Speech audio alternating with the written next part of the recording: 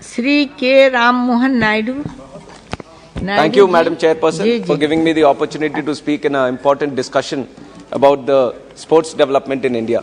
Honorable Chairperson, the year 2022 and over the past few years also, India has seen a splendid performance from our athletes at many events at the global level. And recently also in the Commonwealth 2022, we have seen a total medal worth of 61, 22 gold, 16 silver and 23 bronze, which is one of the best performances India has ever seen in this tournament, Madam. And also I'd like to congratulate all our sportspersons who have displayed exemplary athleticism at this world-class level, Madam.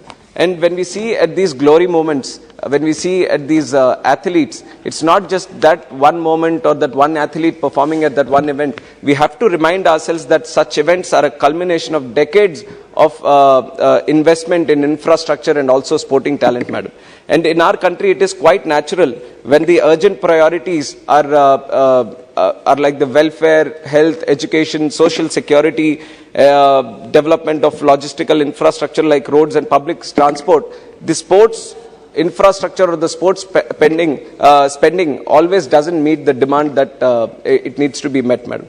So the government has to look at alternative funding models or creative or innovative spending into the sporting system, Madam.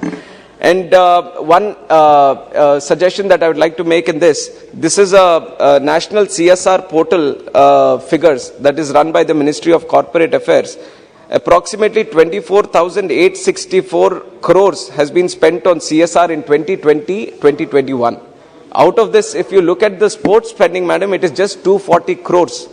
So this can be improved if within the CSR portal, if the government, state government and the central government can list out the priority spending areas in sports so that the CSR activity in this area can also be improved, Madam.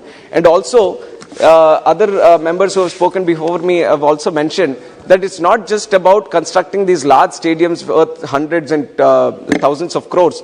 We have to look at spending at the grassroots level, which is at the schools and also the colleges, Madam. There are excellent grounds, but in reality right now, if you look at these grounds at the village level, they are used for grazing cattle, Madam, which has to be the grounds. These are the first grounds that any kid is introduced to. And these should be the nurturing places for all these sporting talent.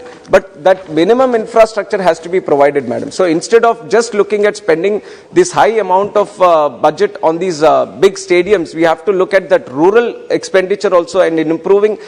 I'll appreciate the Khelo India scheme, which is a very good scheme, Madam, which is penetrating very well at the district level. But why not we take it a step forward and why not we go to the schools also? Identify those schools with good grounds and why don't we improve the infrastructure there? That is one of the suggestions, Madam. And also alternative career paths. Many of the sporting talents, Madam, when they come to the college level, they see that this career or playing as an athlete, being a sports person might not be a career for us, so they kind of divert themselves into other academics or they kind of stop playing sports completely, Madam. So which is why there are alternative, some might be passionate about being in the sports area, but they might not play, or some are injured players who still want to be associated with the sport. So the government should also encourage other sporting career paths, Madam, such as data analytics in sports, nutritionists, fitness experts, or sports by something which can improve. Madam, 1 minute and I'll conclude. And also one more important thing which others have also mentioned, why don't we promote our traditional sports also? With the westernization of culture, we have imported a lot of sports from the other countries and we are kind of concentrating on them itself. But there are a lot of sports like Kusti, Kabaddi, Mallakham, which is also referred in Ramayana also, Madam. Kho, Gilli Danda, Lingocha and Vallam Kali. So many sports. These are just a small example of the numerous amount of sports which are played at rural level or the village level. So the government has to concentrate on improving these sports, in publicizing these sports. Last point and I'm concluding, Madam. I would also like to request the central government to establish, and Madam, one point that I wanted to mention, this Pitta Bhagya Chandra Yadav from my constituency, he went to Nepal in Karrasamu, Madam, which is Silambam. This is a very local sport which is played in festive seasons, but it has got him international recognition and we all feel proud for it. So there is a lot of scope in traditional sports also.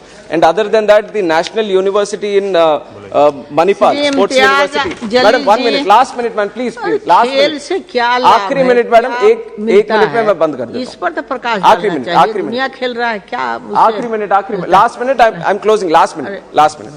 So this National Sports University, there can be a university specifically for water sports, and I would like to invite the central government to invest in Andhra Pradesh for this, madam. We have 1,000 kilometers of coastline, so it's a good destination for improving water sports. And also, madam, I come from a district where we have produced Karnam Malleshwari, madam. She is the first Indian woman who has won an Olympic medal at Sydney 2000 Olympics, madam. So I would like to request the central government to invest more in Khelo India in our district of Shri Srikakulam Imtiyaz also. Jaleel ji